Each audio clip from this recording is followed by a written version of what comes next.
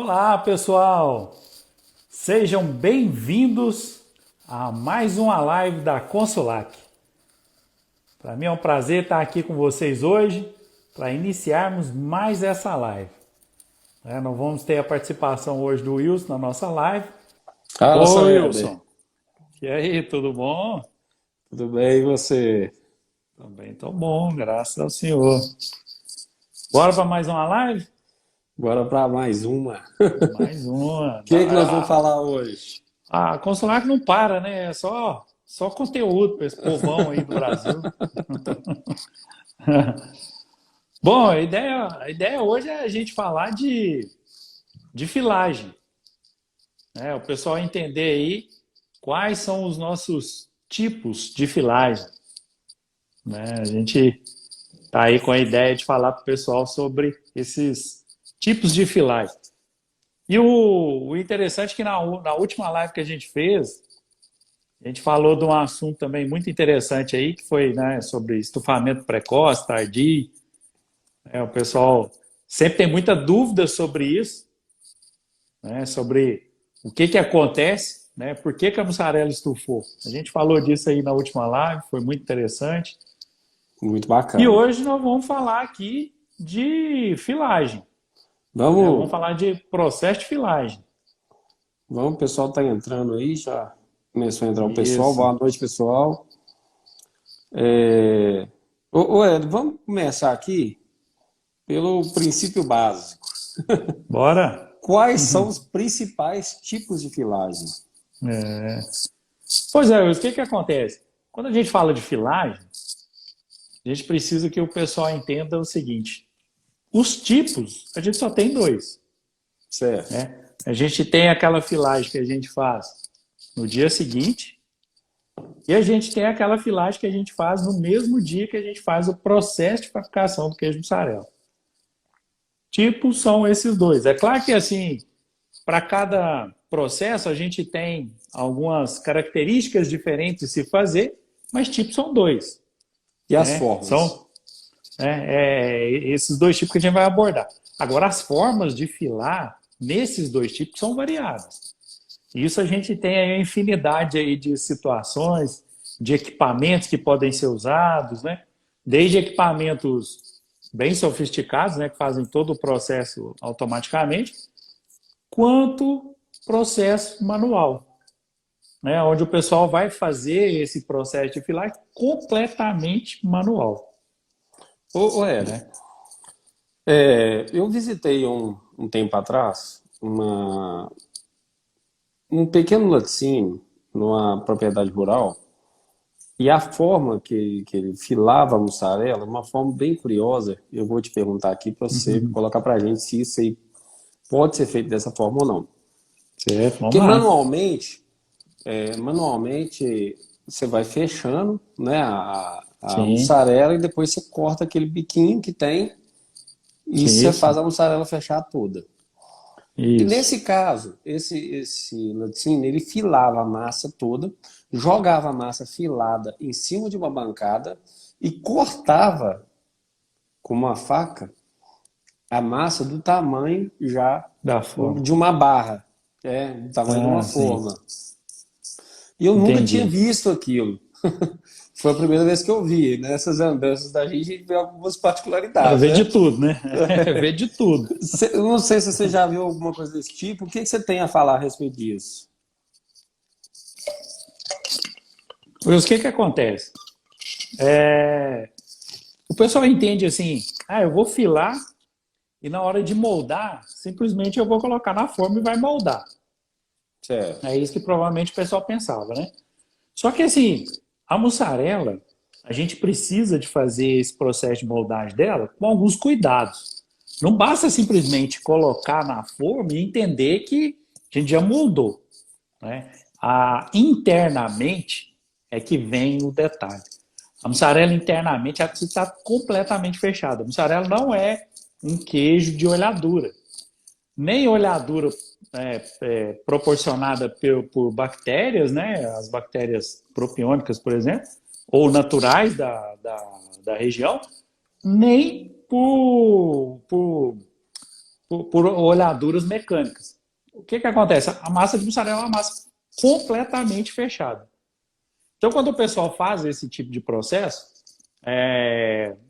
tem que ser muito perfeita. O fio tem que ficar muito perfeito e muito grosso, né? O que provavelmente é impossível de ficar, e cortar e colocar na forma. Se a gente tivesse, por exemplo, basicamente é isso que acontece numa monobloco, numa moldadeira, né? Que ele faz um fio grosso e a gente corta e coloca na forma. Só que ali aquilo foi obtido por prensagem, o que provavelmente o pessoal não consegue fazer manualmente. Né? Ele Entendi. praticamente deve puxar a massa, esticar ela e depois Isso. colocar. Mas não faz a prensagem completa da massa. Provavelmente a mussarela dele apresenta alguns tipos de trinca interna que muitas vezes o pessoal considera até como defeito. É um problema grave, né? Que tem mercados que vai fatiar a mussarela e vai questionar. Por que essa mussarela tem um buraco no meio? Por que ela tem essa trinca no meio? Né? Então, assim, não é adequado fazer dessa forma. Né? Pode ser até rápido, né? Com É bem certeza eles mais faziam rápido. bem rápido. Mas não é adequado, né? Não é o fechamento adequado da peça. A peça de mussarela, quando moldada manualmente, ela tem que ser feita pressão, manualmente a gente faz pressão nela para que ela fique completamente fechada. E isso tem interferências, inclusive, na qualidade da mussarela, né? É um queijo de massa completamente fechado. Então, por isso a gente não indica de forma alguma fazer esse tipo de moldagem, porque o resultado não é satisfatório. Né? Visualmente, externamente, né, a barra pode até ficar até legal, formar a barra certinho, mas internamente ela vai apresentar, né, esse tipo de situação. E o mercado não quer mussarela de jeito. Né? Ô, Éder, e com relação à temperatura, eu queria que você citasse principalmente sobre procedimentos manuais. Como que Sim. uma pessoa que opera uma fábrica manual, vai fazer essa filagem manual, ela vai controlar a temperatura de água de filagem? E qual seria essa temperatura ideal que ele deveria utilizar? Porque Uhum. no monobloco é mais simples, né? Porque ele consegue controlar lá no termostato do monobloco. Agora, num sistema manual. O que acontece? Indiferente da situação, é muito importante a gente entender um detalhe. O controle ele é importante, independente se você faz manual, se você faz com equipamento, se o seu equipamento é totalmente automatizado ou se o seu processo é totalmente manual, precisa de controle. Né? E esse tipo de controle de temperatura é básico, é utilizar realmente termômetro. Né? Não tem outra forma de se fazer. Né? E o processo de filagem em si, ele precisa ser acompanhado, né, tanto a temperatura da água quanto a da massa. E a temperatura da massa é mais importante ainda, porque é ela que vai definir se você aquece ou não a sua água de filagem. Né? E isso, independente se é filagem no mesmo dia, se é filagem no dia seguinte, é o mesmo procedimento. Né? A gente vai ter que controlar essa temperatura de filagem utilizando termômetro, né? Termômetro na água, termômetro na massa. E o mais importante, a massa não pode ultrapassar os 60 graus de temperatura. Isso traz grande prejuízo para a peça em si. E esse controle ele deve ficar como forma ideal na faixa entre 55, 56 a 58. Isso é o ideal. Né? Independente se é monobloco, se é moldadeira, se é manual, tem que ser feito dessa forma. Assim a gente garante que a peça vai ser filada na temperatura adequada, que a gente vai ter ali, né, uma eliminação de grande parte do residual do coagulante e a gente vai proporcionar a melhor condição para as próximas etapas do processo de fabricação. Eu vi aí, A, Wilson, que tem, a tem Érica, uma. Isso. a Érica está perguntando aqui. E quando acontece isso fechando na moldadeira? É aquele problema que você tinha citado anteriormente, né? Problema do equipamento. Com certeza o problema do equipamento. Essa questão não é rara da gente ver, não. Às vezes o pessoal fala assim, mas é um equipamento que foi construído para produção de queijos e tal, mas tem equipamento, equipamento. A gente sempre fala isso aqui nas nossas lives. É, Tem equipamento, equipamento. Tem equipamento que verdadeiramente ele existe um projeto de engenharia que ele foi baseado nesse projeto. E nesse projeto foram avaliados a circunferência, o tamanho da rosca sem fim, a velocidade da rosca sem fim. E rosca sem fim tem um problema grave, né? Quando a gente tem um monobloco que você consegue ajustar a velocidade, você costuma ter resultados melhores. Mas quando é a moldadeira, normalmente ela tem uma velocidade fixa, né? Então a gente não consegue ajustar. Isso é um problema grave, né? Quando a gente tem um equipamento assim, a gente não consegue ter um resultado satisfatório. Vai sempre apresentar, né, aquela falha de fechamento da mussarela. Interessante, teve uma vez que eu fiz uma visita numa fábrica e o pessoal tinha um monobloco, inclusive é uma fábrica, o fabricante do monobloco nem existe mais, né? E o mais engraçado, as roscas sem fins, ali no equipamento, elas praticamente entrelaçam, né, ali durante a moldagem, a filagem, né? Esse equipamento, as roscas sem fins, elas mantinham uma distância muito grande entre uma e outra. E aquilo, quando chegava no final, não fechava a mussarela, né? A mussarela saía parecendo que ela tinha uma trinca interna em forma de S nela, em todas as peças. Isso é falha do equipamento, é falha do equipamento mesmo ali no processo, né? Porque elas entre si, elas passam bem próximas uma da outra e aquilo, a massa vai fechando. Esse equipamento ele passava longe, as roscas sem fio eram longe uma da outra, né? Elas estavam servindo simplesmente para fazer pressão, mas na hora de esticar a massa ali e fazer a pressão no final, não funcionava, a massa não unia e ficava aquela trinca. Então o equipamento, a gente tem que avaliar muito bem o equipamento que a gente vai comprar. Ele faz sim. toda a diferença para o processo. Um equipamento ruim, você vai ter muito trabalho e provavelmente não vai conseguir ter um resultado satisfatório. A verdade é Pessoal, essa. o que o Éder está falando é de extrema importância e a gente tem que levar em consideração.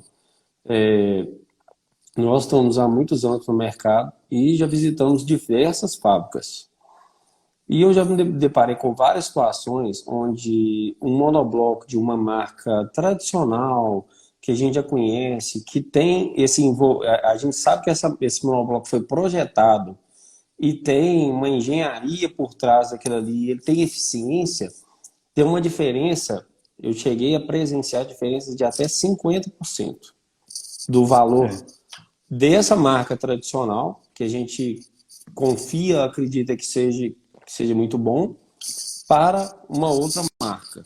O que eu vejo disso?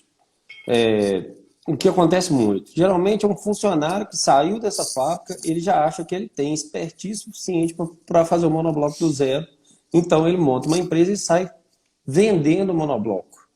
Aí ele projeta o monobloco de forma errada, ele pensa simplesmente no equipamento, mas não pensa no produto final, que vai sair lá na frente, e projeta o monobloco dessa forma que o Ed está falando. Às vezes uma roça sem fim distante muda a outra, às vezes o comprimento onde é filado não é suficiente para a massa filar de maneira correta. Então eu já presenciei várias situações diferentes. Então a gente tem que levar muito em consideração isso. Se o preço é muito discrepante, eu acho que a gente tem que estar com o pé atrás. Outra coisa muito importante é pegar uma referência de um laticínio que utilize aquele equipamento, né? Para saber se Não, o sem equipamento está dúvida. funcionando de maneira correta. Eu cito para os meus clientes o seguinte: quando o cara, geralmente, dono de laticínio, né? E quando o cara vai comprar a caminhonete Normal. dele, ele vai avaliar uma série de fatores antes de comprar e ele não vai julgar somente o preço.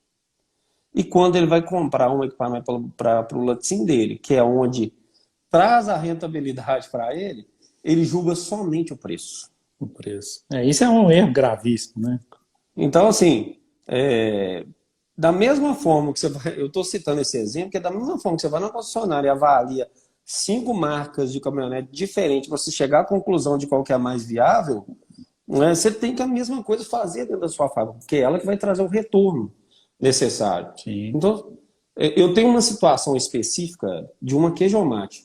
É só para ilustrar, a gente Uhum. está falando de outra coisa, mas é uma queijomate. Um cliente meu, na época, uns anos atrás, ele foi comprar uma queijomate. A queijomate da marca que a gente confia, sabe que é boa, na época ela custava 100 mil reais, 95 mil reais. E aí um segundo fabricante ofereceu a mesma queijomate por 65 mil reais. Então você Ele vê que a comprou de diferença é 65. muito grande. Comprou de 65.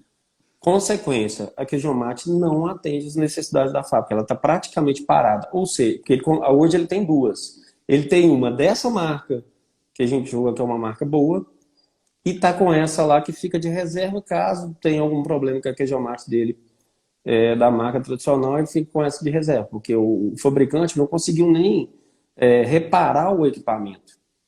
Então, assim, a primeira coisa que eu falei, que é chato a gente falar, porque eu já tinha avisado, então eu falei com ele, falou, eu te avisei, a diferença de preço estava muito grande, o dono do equipamento prometeu muita coisa e não conseguiu cumprir. Então, agora a gente tem que ter autorresponsabilidade, que a gente fez a É. coisa de maneira errada e assumiu o erro, não adianta reclamar.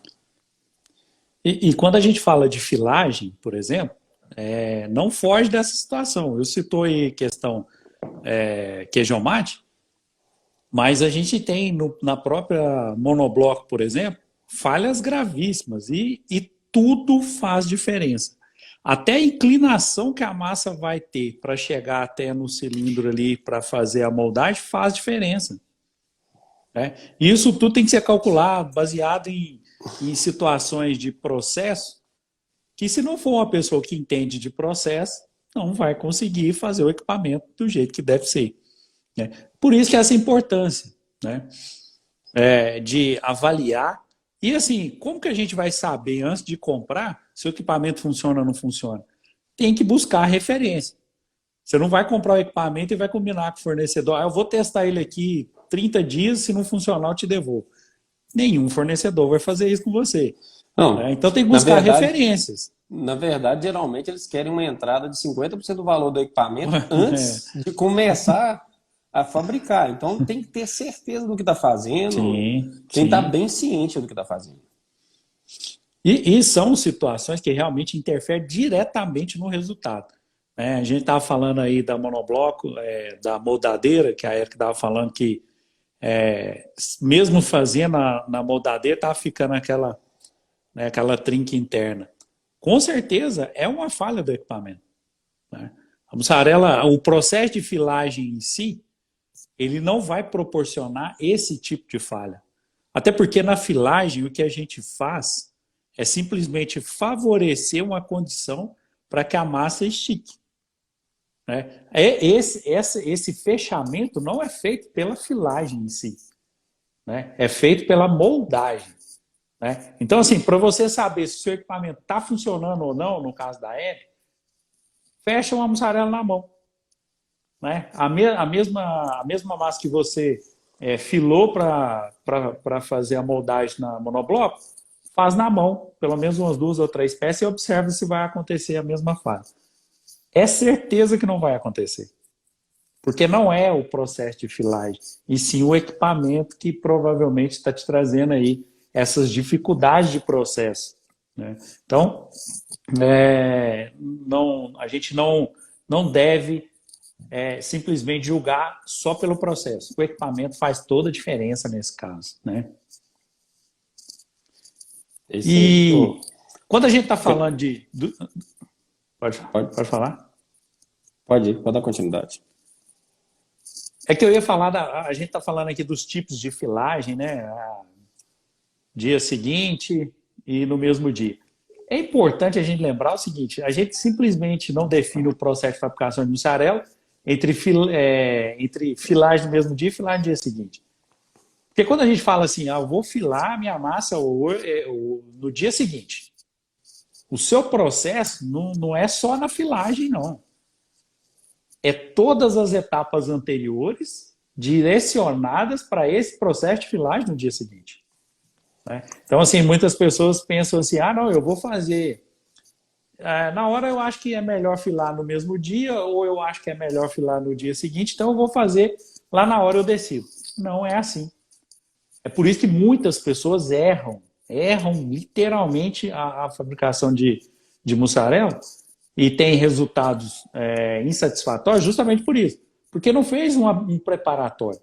Se o seu processo é filagem no dia seguinte, ele vai iniciar lá nas primeiras etapas do processo, você já tem que direcionar para filagem no dia seguinte. Mas o que é isso? Isso a gente está falando de uma escolha de um fermento para filagem no dia seguinte e não a filagem no mesmo dia, que são fermentos diferentes. Qual que é a principal diferença desses fermentos? Os grupos de bactérias que compõem esses fermentos. Quando a gente tem filagem no mesmo dia, normalmente a gente usa bactérias termofílicas, elas têm uma capacidade de produção de ácido lático bem acelerada. Rapidamente elas produzem ácido lático capaz de reduzir o pH da massa e assim a gente poder fazer a filagem no mesmo dia. Ao passo que quando a gente usa bactérias para a filagem no dia seguinte, elas são do grupo mesofílico. E elas têm um desenvolvimento um pouco menos acelerado. E com isso, elas vão produzir ácido lático, mas vão levar um bom tempo para iniciar essa produção e concluir essa produção de ácido lático. Então, assim, os processos eles têm que ser analisados antecipadamente. A gente não pode simplesmente imaginar que na hora que terminar a fabricação ali no tanque ou na queijo mate, eu vou definir se eu quero filar no mesmo dia ou se eu quero filar no dia seguinte. Não é assim que a gente faz. Tem que ter uma prévia para funcionar corretamente. Hélio, ela está perguntando aqui, a Erika está perguntando qual a temperatura ideal na moldadeira. O que acontece? A temperatura ali na moldadeira, a gente tem que garantir que aquela massa que a gente tirou ali da filagem, ela vai manter aquela temperatura que a gente definiu entre 56 e 58 graus Celsius, ela tem que manter ali na moldadeira. Então, se na sua moldadeira a mussarela fica um bom tempo ali, a moldadeira muitas vezes é um equipamento um pouco mais lento. Então, você tem que colocar uma temperatura um pouco mais alta que isso. Você vai ter que colocar uma temperatura um pouco mais alta aí do que 60 graus, porque senão ela vai abaixar muito a temperatura, vai esfriar demais. Consequentemente, se a moldadeira já não é legal, maior vai ser a falha. Você vai ter essa trinca formando na mussarela com maior facilidade, porque a temperatura vai cair muito. Ou seja, na moldadeira ali a temperatura vai variar. Entre 60 e 65 graus, normalmente a gente consegue um ajuste legal na moldadeira com essa temperatura. Mas é casa a casa, é o que eu sempre falo. Tem equipamento que a transferência de calor para a massa ela é bastante eficiente. Já tem outros que a transferência é péssima, então tem que elevar bastante a temperatura para você conseguir atingir essa temperatura ideal. Mas a temperatura ideal na moldadeira, ela tem que ser capaz de, lá no final, a gente ter aquela temperatura da peça entre 56 e 58. Aí a gente está fazendo um processo legal. Ela está funcionando adequadamente.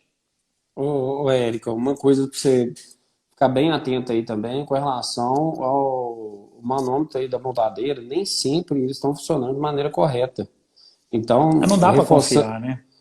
Reforçando o que o Éder está falando aí, o mais importante não é nem a temperatura lá que está sendo marcada no manômetro, e sim qual a temperatura da peça, igual ele falou aí agora. Isso é bem importante. Sim. A gente regula de acordo com a temperatura da peça. É mais eficiente. Eu falo porque algumas fábricas eles ficam muito presos a essa questão do manômetro lá.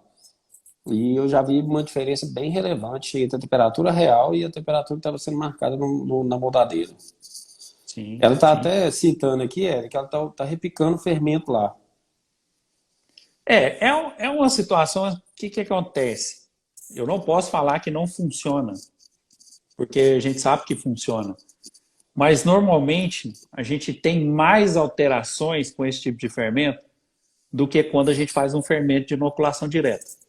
E isso é muito lógico, né? Quando a gente faz a repicagem do fermento, muitas vezes a gente não consegue aquela proporção adequada, principalmente esses fermentos de filagem no dia seguinte, que eles não são um grupo de bactérias presentes ali. Normalmente a gente tem grupos ali de bactérias um pouco diferentes.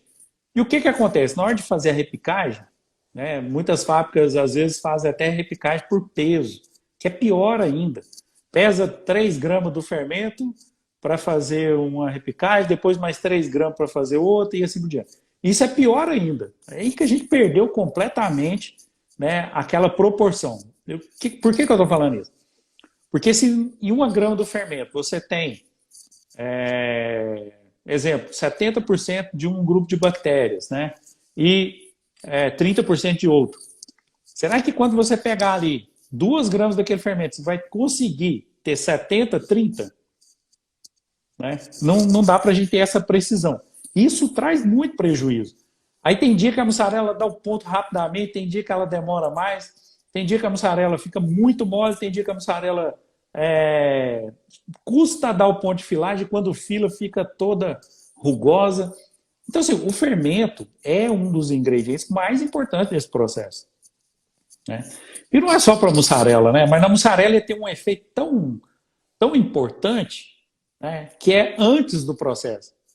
Aí a gente fala assim, mas não é importante para a fabricação de queijo maturado? Só que o efeito é lá na maturação. Para a mussarela, o efeito é anterior, é durante o processo.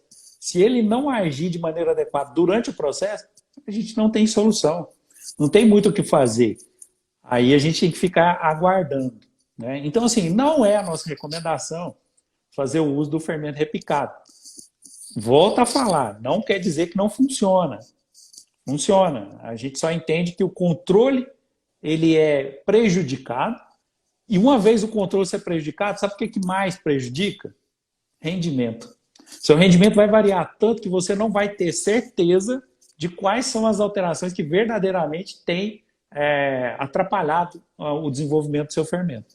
Então, por isso a gente não recomenda, né, fazer o uso do fermento repicado.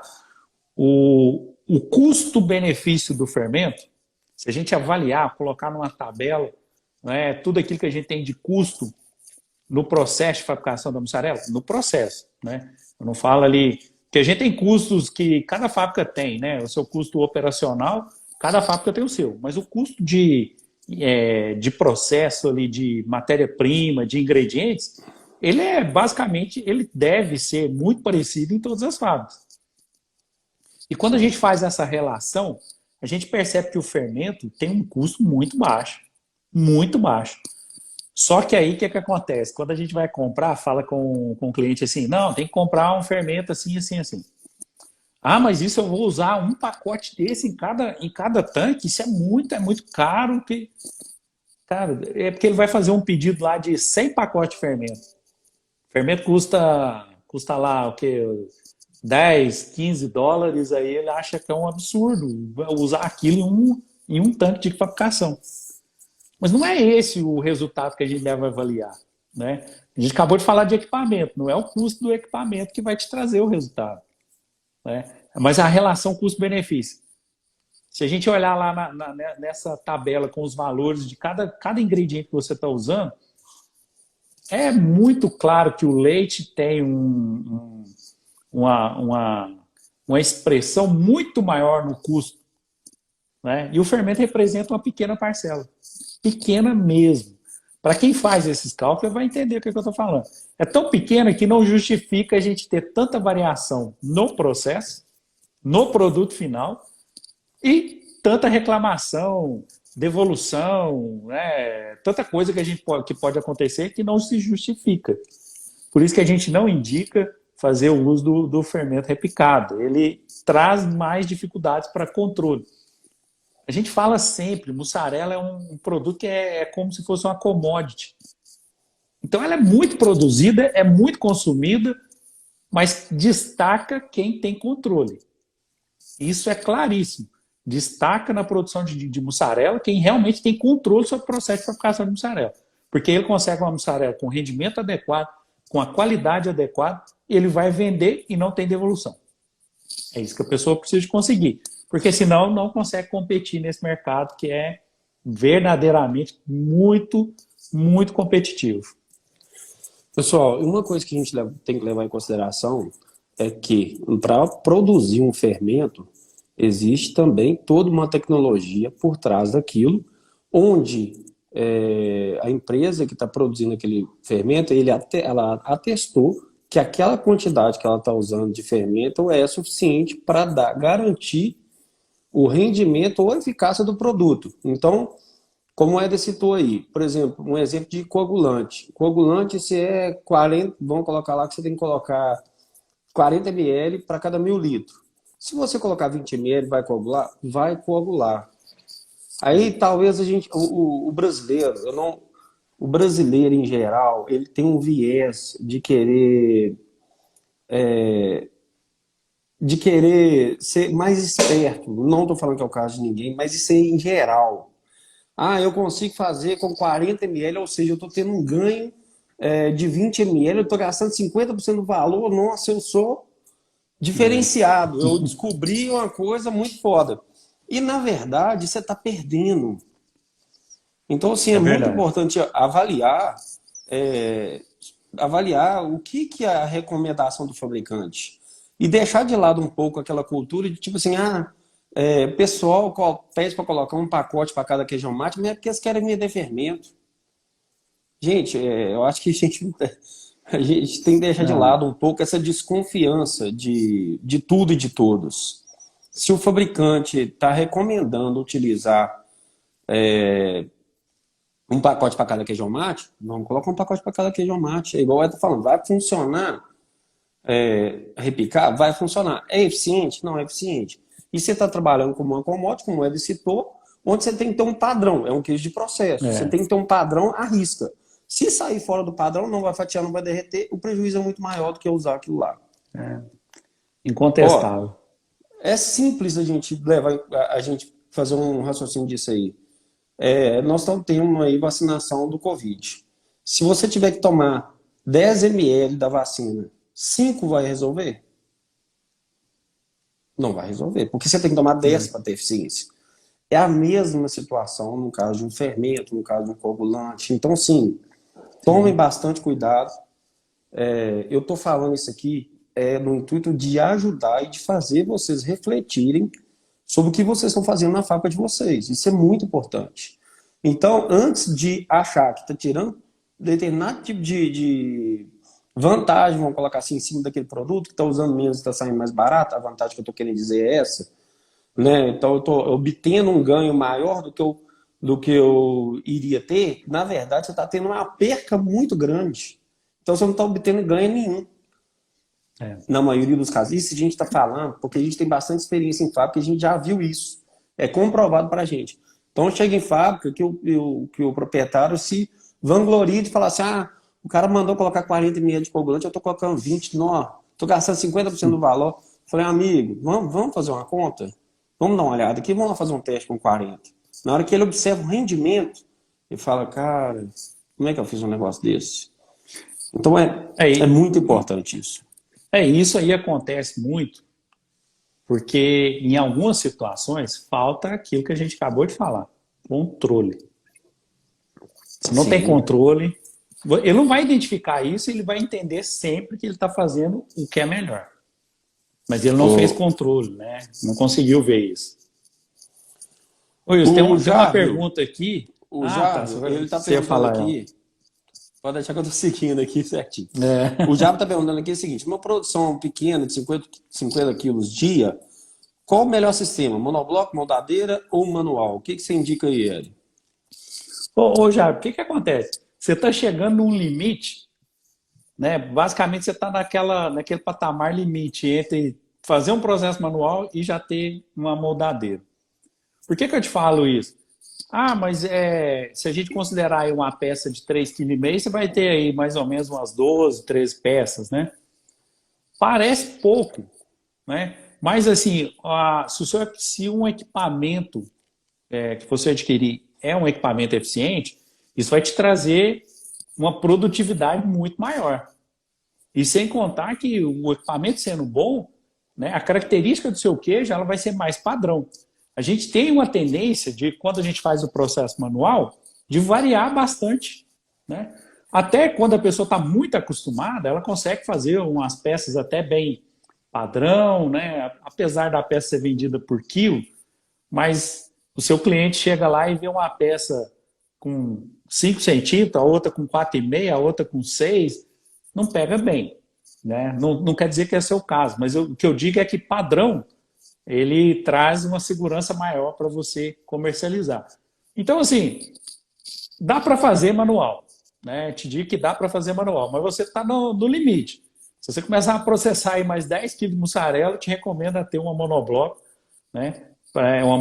Uma moldadeira para você iniciar. A monobloco, ela justifica, né, a aquisição do equipamento desse quando você já tem um volume maior. Porque hoje você consegue comprar monoblocos aí no mercado de até 100 quilos hora.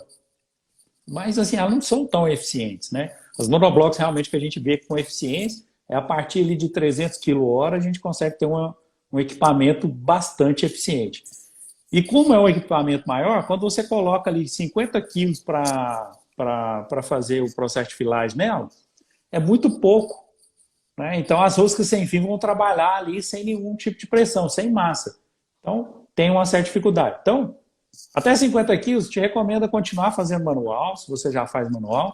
Se você aumentar um pouco, inicia com a moldadeira e com certeza você vai disparar na sua produção aí. Lá você já tendo aí mais de 300 quilos dia aí, você já vale a pena realmente você ter uma monobloco. Né? Sem dúvida.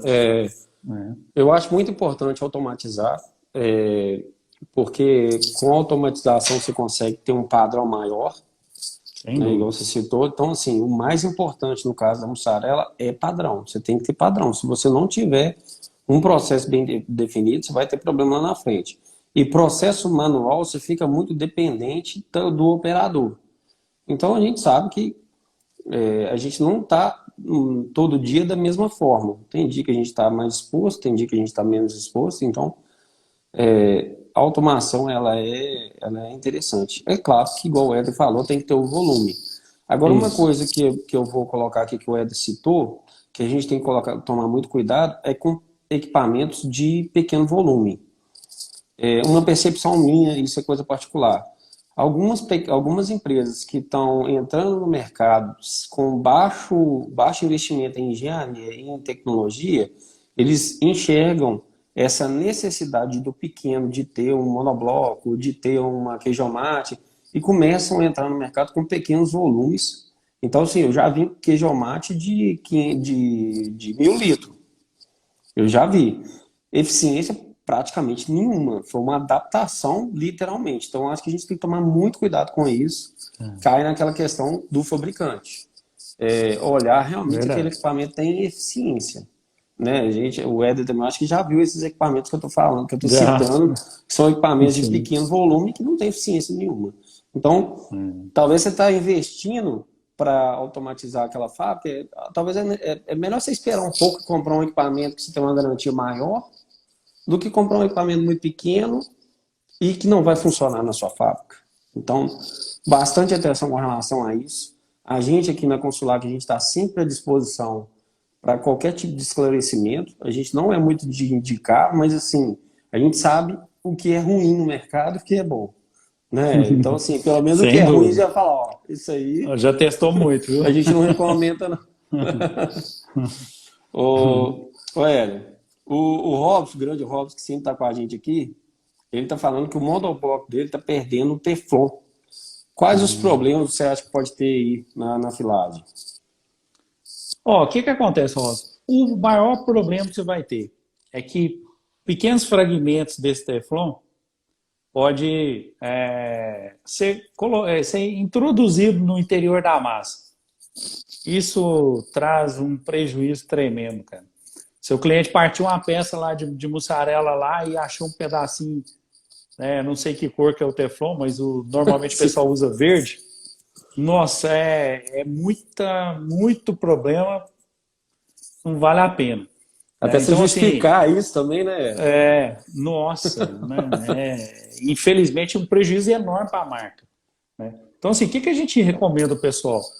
Que faça realmente a revisão do equipamento, aplicando a camada de Teflon novamente.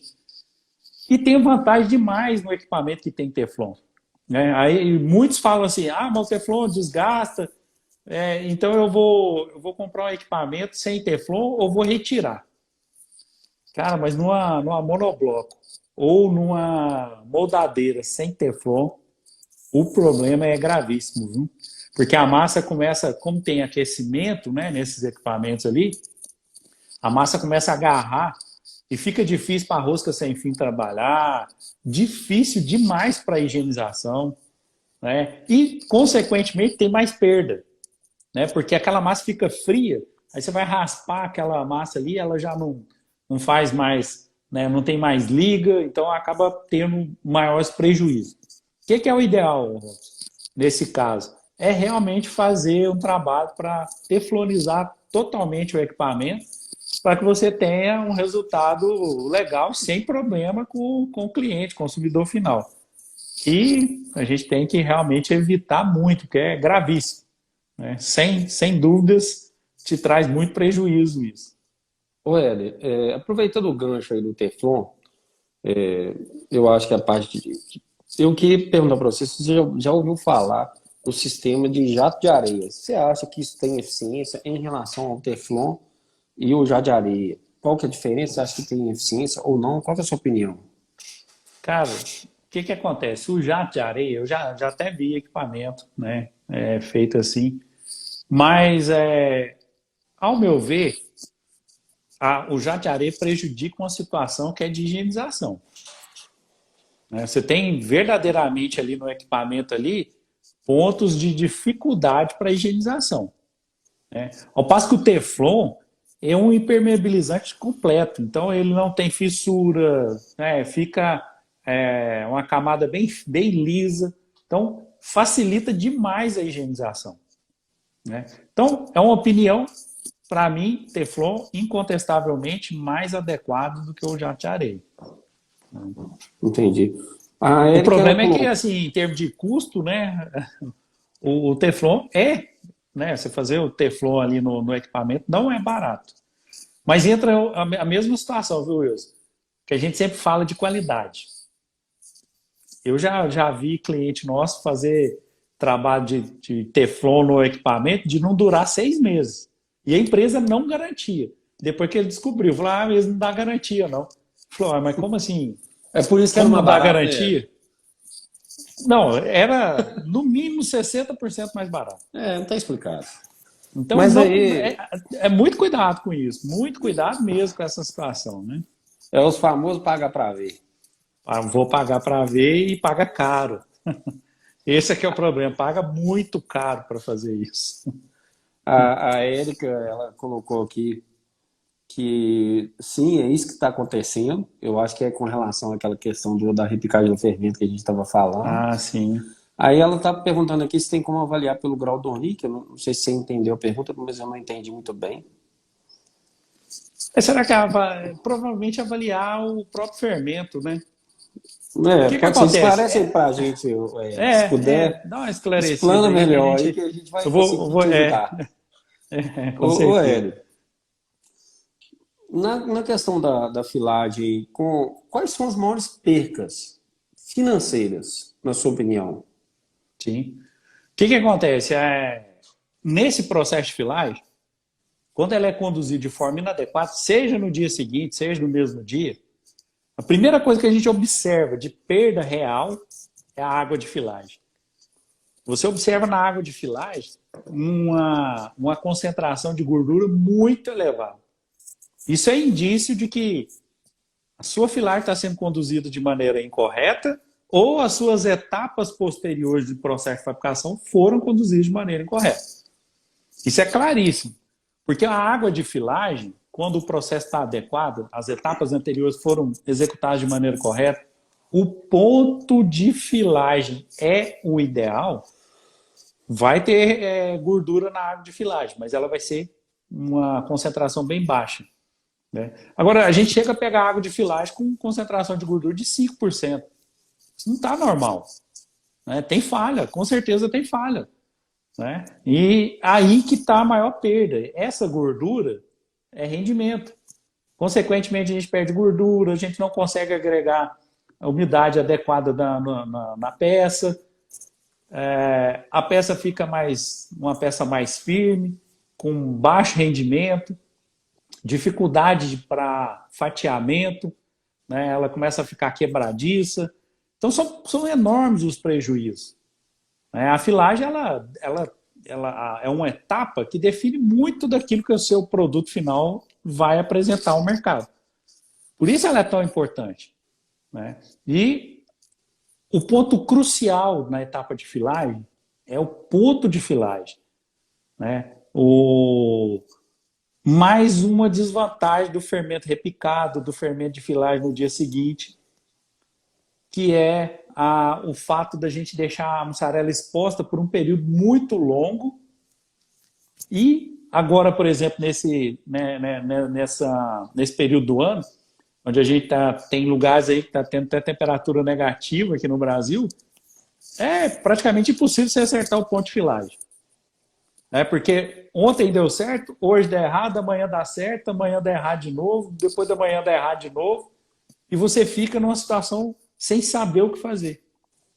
É lógico, né? Aqueles QG experiente, o cara vai fazer assim, não, esfriou, eu já vou aumentar o fermento. E isso eu estou falando para filagem no dia seguinte, né?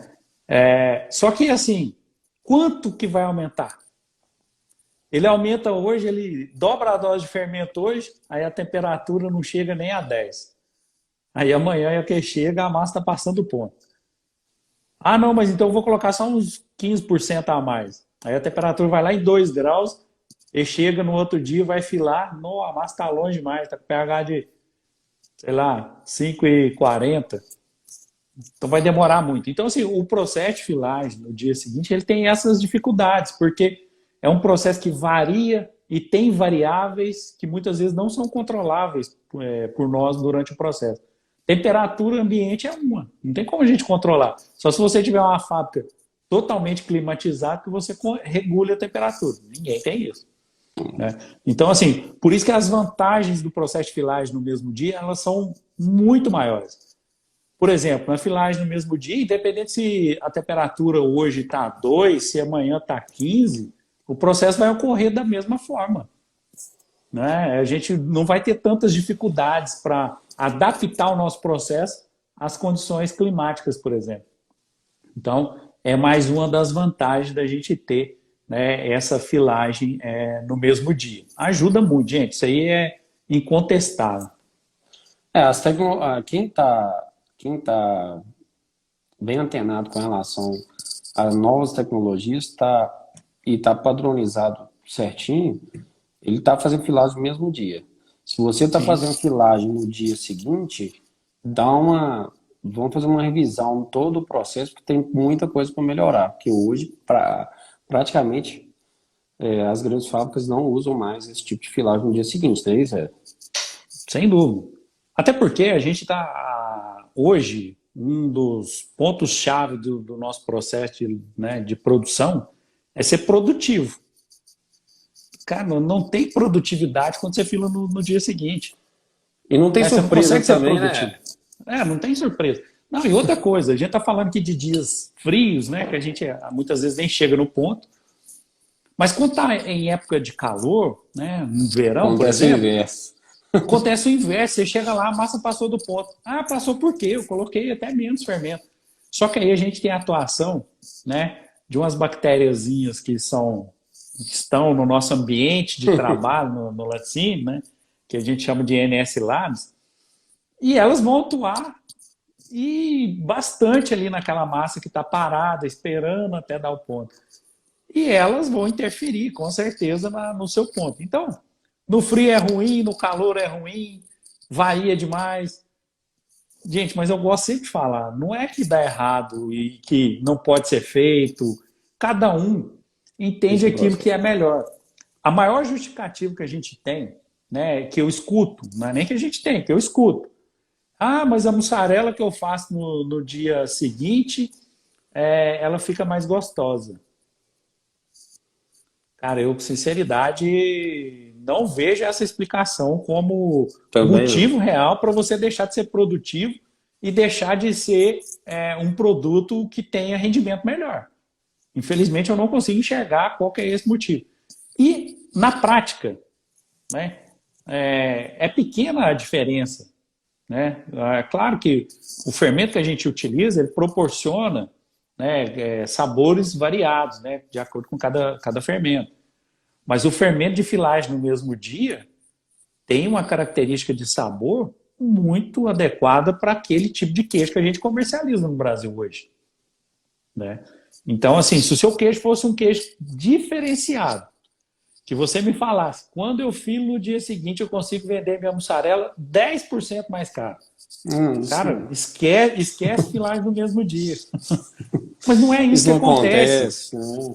Não é isso que acontece. O mercado não Nunca faz ouvi essa falar isso. distinção. Não, o mercado não faz essa distinção.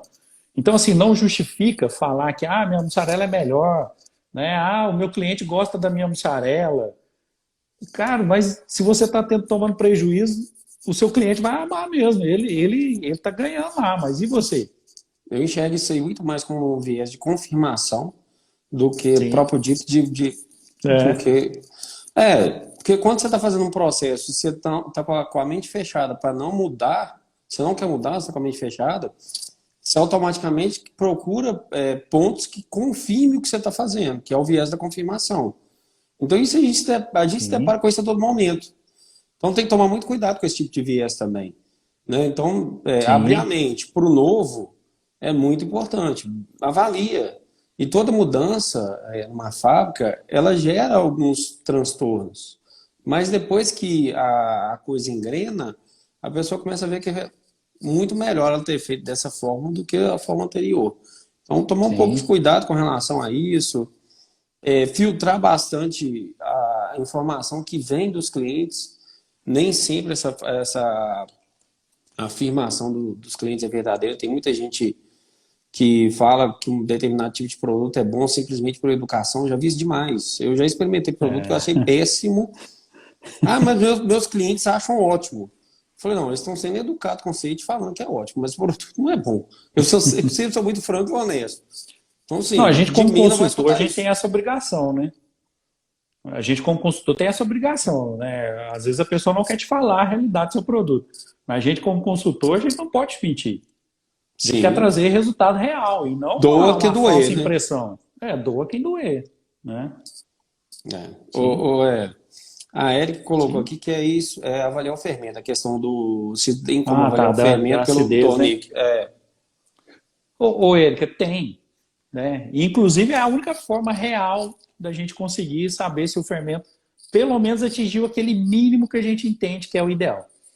O que acontece? Quando a gente faz uma acidez do fermento que a gente vai utilizar repicado, ele tem que atingir pelo menos ali 80, 85 graus de Dornick para ser utilizado.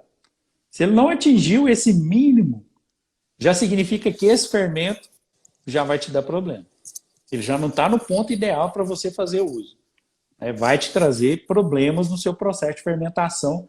E se ele estiver abaixo, vai demorar demais. Se ele estiver acima, muitas vezes não são as bactérias do fermento, pode até ser algum tipo de contaminação, né? Porque ele normalmente ele limita ali, começa a chegar em 90, 85, 90 como ideal. Né? Passou disso, já é um fermento que pode te trazer contaminação.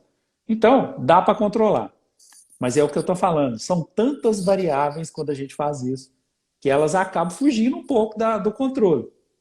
Fugiu do controle, seu produto perde padrão, seu produto perde rendimento, consequentemente, mais problemas com clientes e consumidores. É o que a gente quer evitar. A gente precisa de um produto padrão, que vá para o mercado, não tenha reclamação, seja fatiado, seja derretido, vai na pizza, não escurece, não queima, e sem reclamação. É isso que a gente precisa. Não É é isso aí. verdade? Ô Robson, o Robson fez um questionamento aqui. Ô Robson, entra em contato com a gente aqui, que a gente bate um papo melhor sobre essa questão Beleza, de equipamento, beleza? Olha, eu queria fazer beleza. uma pergunta aqui agora. É uma pergunta Bora? um pouco boba, mas eu já tive esse tipo de questionamento. E eu queria que você Sim. colocasse a sua opinião. Sobre o uso de luva para filagem manual. É recomendada a utilização de luva ou não? Ó, isso gera tanto questionamento e impasse. Questionamento e impasse. Há quem defenda que deve ser utilizado luva e há quem defenda que não deve ser utilizado luva. Aí entra a questão, cada um tem os seus argumentos para cada situação. Né? Gente, o que, que acontece? A gente trabalha na indústria de alimentos, todo cuidado é pouco, logicamente a gente deve ter todos os cuidados, mas o que determina não é simplesmente usar luva. Eu te garanto que o simples fato de usar luva não resolve o seu problema com nenhum queijo. Né? A gente já observou muito isso. Inclusive casos em que empresas que fazem uso de luva a todo momento, às vezes o nível de contaminação é maior. E por que que isso acontece? Ah, o cara está usando luva. É, mas ele acha que a luva salvou o momento e ele nunca mais precisa lavar a mão. Né? Ah, estou usando luva, então minha mão não vai ter problema. E outra coisa, as luvas normalmente são aquelas luvas cirúrgicas, né, que pegam até a altura aqui do punho, e o cara vai trabalhar com queijo.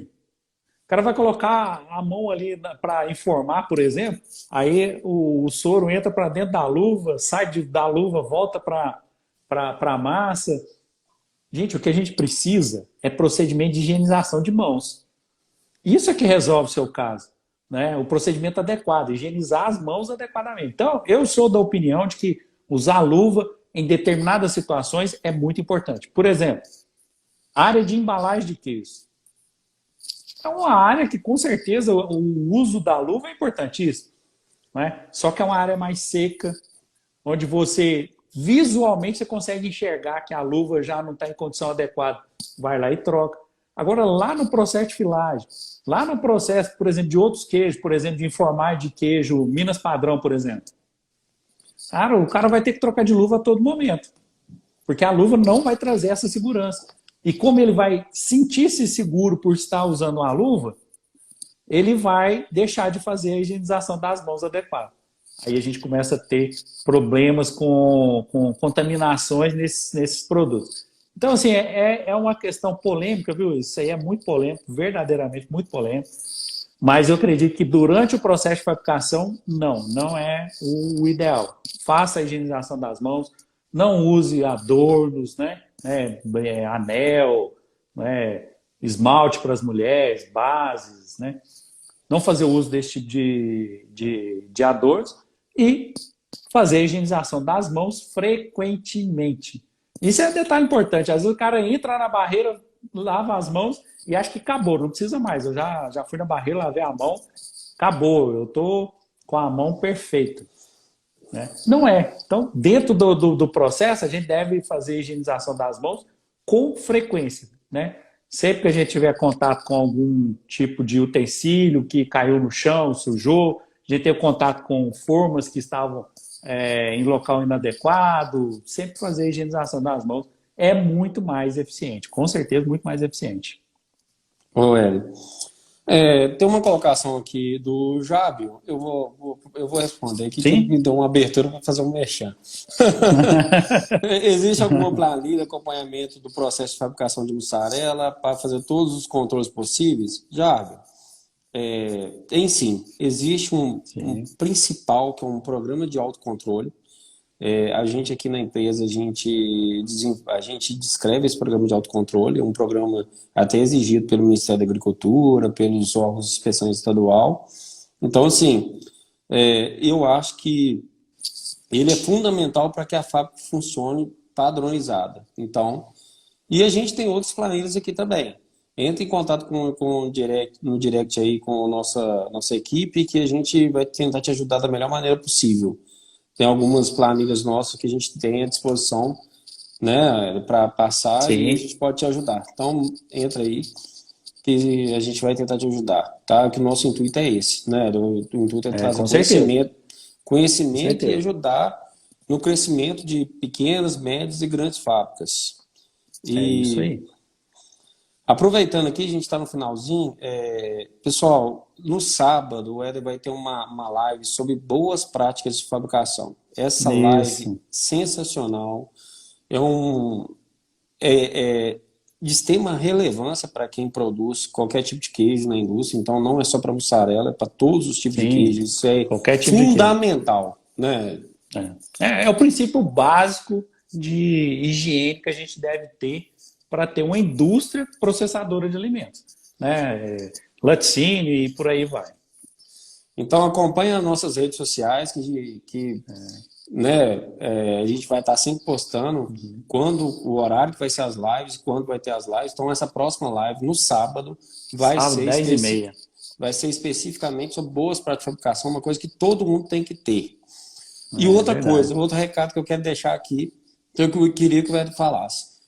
Nós vamos introduzir novos conteúdos. Fala pra gente aí o que vem de novidade aí. É, sem dúvida, vem aí muita novidade. Só, antes eu quero só responder uma pergunta da Ellen, que ela colocou aí pra gente aí, perguntando o que que faz render o queijo.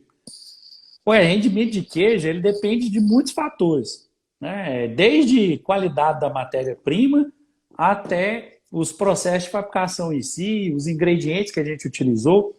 Mas assim, ué, não tem essa de que eu vou usar um ingrediente que vai aumentar o rendimento do queijo, né? O rendimento do queijo, ele vai ser os ingredientes normais que a gente utiliza, ele vai simplesmente conseguir absorver o que o leite tem e transformar em queijo. Esse é o objetivo. Mas não tem essa de que, eu vou colocar um ingrediente que vai aumentar. Se eu conseguir fazer com 9 litros de leite fazer 1 quilo de mussarela, eu vou conseguir com 8 litros fazer 1 quilo. Porque eu vou colocar esse ingrediente. Isso é mentira, né? Isso é enganação. E normalmente quando o pessoal fala isso é porque usou amido e aí já não é mussarela, é problemada, né? Mas basicamente é isso que faz o queijo realmente ter um rendimento adequado. Mas vamos lá, sobre a Olha, novidade aí, né? não, mas aí eu quero te interromper um minuto.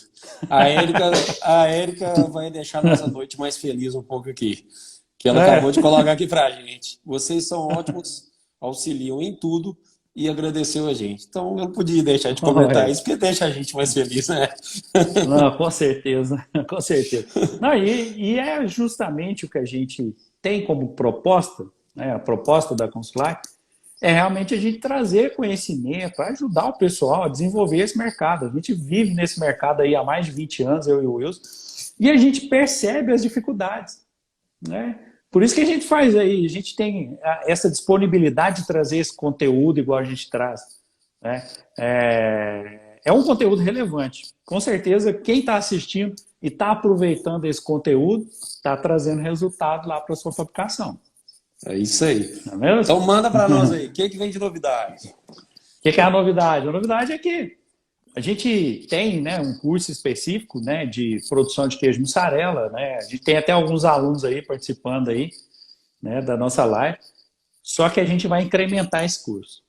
O que é a ideia? A ideia é a gente incrementar justamente com o trabalho com outros tipos de queijo. Aqueles queijos que são aqueles queijos que são mais produzidos, aquele queijo que tem maior comercialização. Então a gente quer introduzir nesse curso que a gente já tinha de mussarela, especificamente de mussarela, introduzir outros queijos para trazer, né, para o pessoal um conteúdo mais relevante ainda, né? A gente vai fazer isso. E a Érica falou que agora, curso top. Muito bom mesmo.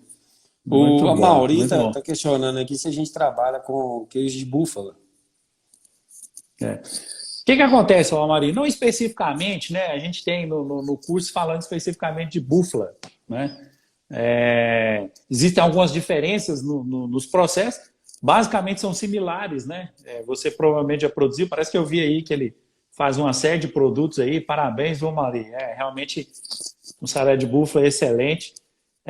Não é o foco no nosso curso, né? A gente até pensou sobre incrementar também com essa situação, né? Porque a gente tem visto que a demanda por esses tipos de produtos também é grande. Com certeza já está na pauta aí da gente também Vai vir no futuro. introduzir, mas vai vir, com certeza, viu, Maria? Com certeza.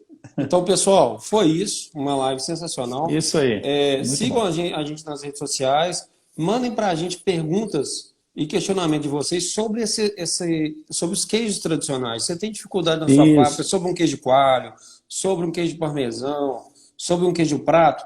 Manda para a gente que a gente já vai começar a introduzir esse novo conteúdo justamente para agregar valor aí para vocês aí no dia a dia de vocês, né? Não é isso, Ed? isso, o objetivo é esse. Então, assim, a gente quer também participação. Vocês aí participam das lives com a gente. Deixa aí no direct ou aí nos comentários mesmo, né? Algumas dúvidas sobre alguns tipos de queijo, né? A gente tratou basicamente de mussarela, mas tem outros tipos de queijo que a gente quer tratar que vai ser incrementado nesse curso que a gente vai oferecer aí para vocês. Tá É bom? isso aí. Então, Isso pessoal, aí, então é pessoal. isso. Muito obrigado. Muito obrigado, pessoal. Acompanhe a gente aí Valeu. nas redes sociais.